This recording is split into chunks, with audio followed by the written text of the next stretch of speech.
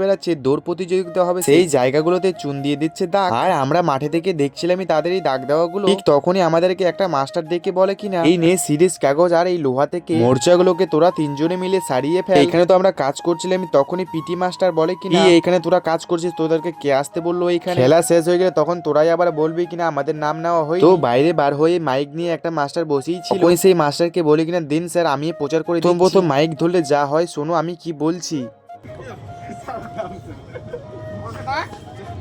Class 8, 9, 10, 11, 12, 13, 14 সবাই চলে আসো।